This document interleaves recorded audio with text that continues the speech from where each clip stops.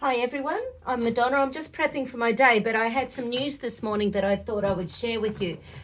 So I was watching Del Bigtree's updates this morning, and one of the things he said is that some scientists around the world are starting to see increased T helper cells, particularly T helper 1 cells, in relation to the coronavirus or COVID-19 disease. Now, what's interesting about that is that you've probably seen in the news that some scientists in the CDC are warning that antibodies may not be permanent. So therefore, just because you get a bout of coronavirus and you survive doesn't mean you've got permanent immunity, which means, of course, that they need a mandatory vaccine, which, of course, is what lots of governments around the world are pushing. So what's interesting to me is that T helper, going back 25 years ago when I was studying naturopathy, things have changed. I'm sure you realize that over the last decades. So the way that they understood immunity has evolved. No surprise, as we get new information, that's fantastic. So one of the things, I don't know if you know about T helper 1, 2, and 3 cells, which is how I learned them. T helper 3 and T helper 17 are T helper cells. And what they do is regulate the balance between the T helper 1 and the T helper 2s. Now, the way I learned it, which isn't accurate anymore, is that if you have an excess of T helper 2 cells, those little guys, the T helper 2s, they actually release antibodies. They're not, and antibodies don't work inside your cells. They work inside your blood, outside your cells. So if you are breathing in, say, pollution or pollens, or if you have partially digested casein from dairy or gliadin or gluten from wheat, or if you have allergies to the FODMAPs, the fructo-oligosaccharides, disaccharides, polysaccharides, and basically if you have issues with allergies, you'll have an excess T helper 2 cells. And what that can do is prime you for getting unwell with viruses, bacteria, and other things.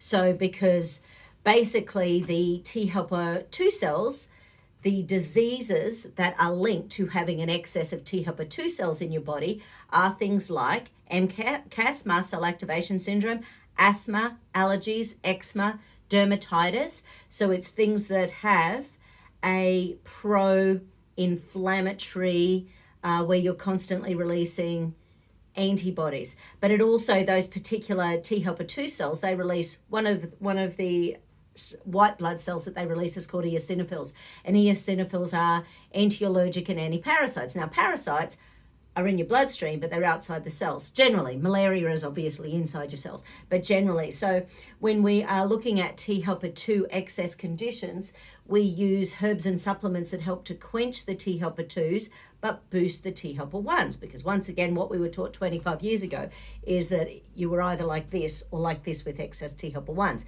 We now know that people can have, both seesaws up in the air simultaneously, which isn't very fair for those who have really, really compromised immune systems. Now, basically, that's the T helper 2 sides. It's a pro-inflammatory, asthma, eczema, sinusitis, hay fever, all of that sort of allergic stuff that is so, well, here in Australia, it's 1 in 6 kids at 4.2 years of age, and it on average, and it's 1 in 8 adults. So, that's just crazy. Why are we so allergic these days? Obviously, I have lots of theories on that, but anyway, won't get into that. And then you've got the other side with the excess T helper 1 cells. Now, when you've got an excess T helper 1 cells, once again, this is from 25 years ago, so this is how I generally work in the clinic, and I generally get very good results. But basically, excess T helper 1 cells generally means that your body is over-fighting.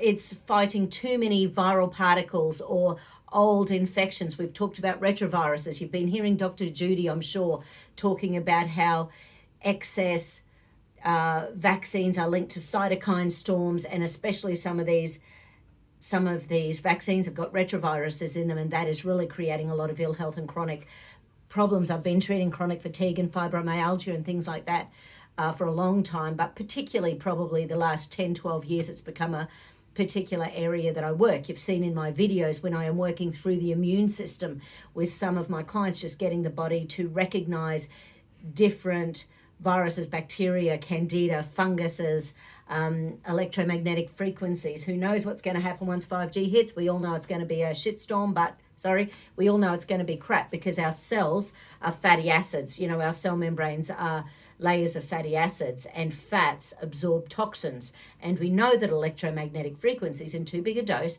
is a toxin on an assault on our body. So anyway, I don't want to get into that. But basically, excess T helper 1 tends to lead to autoimmune disease. 1 in 8 women have autoimmune diseases. It's much lower in men, but nonetheless, it's very, very prevalent. So that's things like the Hashimoto's and Graves' disease, where the immune system is attacking the thyroid.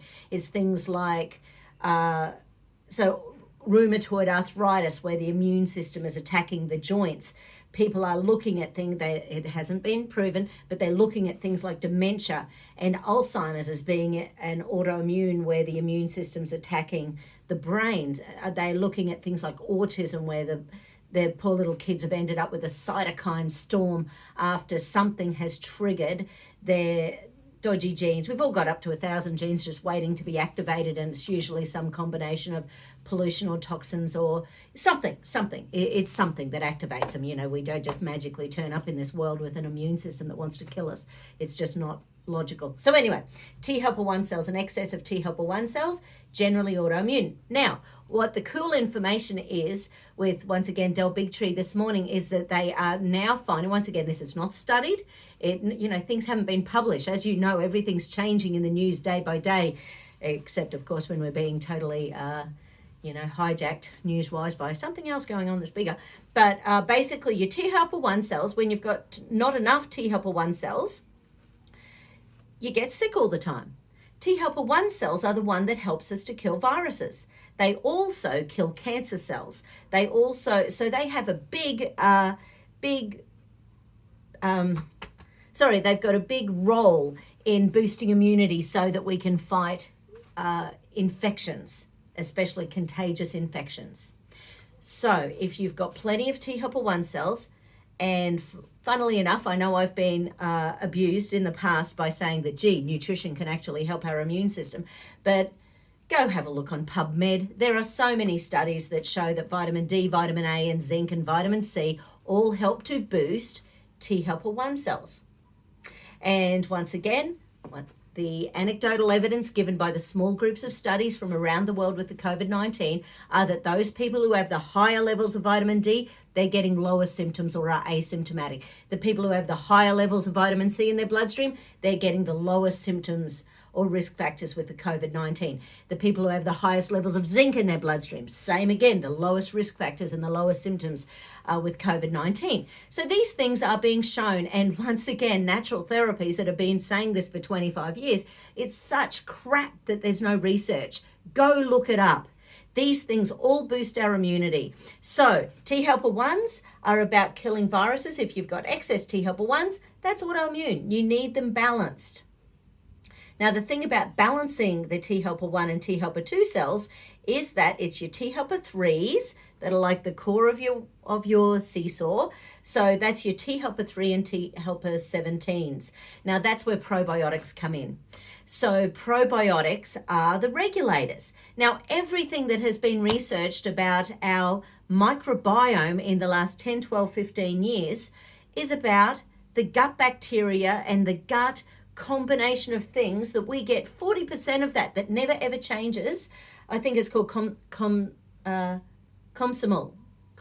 It's something like that, sorry. But basically, it's a group of them that we get through from our mother as we crawl out the birth canal. So kids who have cesareans, kids who have intervention through that process, they miss out on this immune protocol that's supposed to happen to us as human beings. Here in Australia, it's now 1 in 3 kids have cesareans. They're going to have more compromised immune systems. Now, everyone, obviously kids die if we don't have medical intervention and that sort of thing. But it's about looking after the bubby right from day one. Having a hepatitis C vaccine on day 1 of your life, when it is to do with sexually transmitted disease, that doesn't make sense. I'm just thinking we need to use common sense. I'm hoping that over the next months, as the entire world is looking at the way they are developing this RNA vaccine that's failed for 30 years every time they've tried to do it, I'm wondering how this is going to go and whether or not Anyway, I'm just wondering how it will go. We shall see. But in order to prevent side effects, if we do have to have this forced vaccine, you need to have good nutritional status in the background. Just by the way, people who don't understand what probiotics are, I'll just bring you over here into my little orange fridge for a sec. These are my probiotics. So basically, different probiotics relate to different things.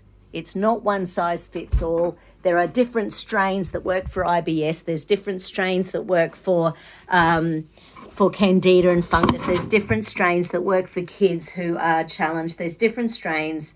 So, and nothing wrong with going to the supermarket and grabbing one off the shelf. But if you're grabbing it off the shelf, all of the ones that require the fridge, they're going to be dead.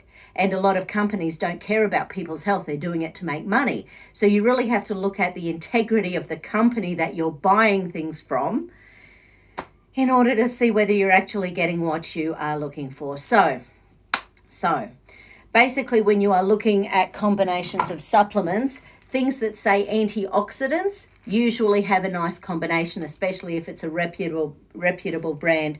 So this one here, for example, grapeseed extract is amazing at boosting the immune system. So things like, vitamin C, vitamin D, vitamin E, zinc.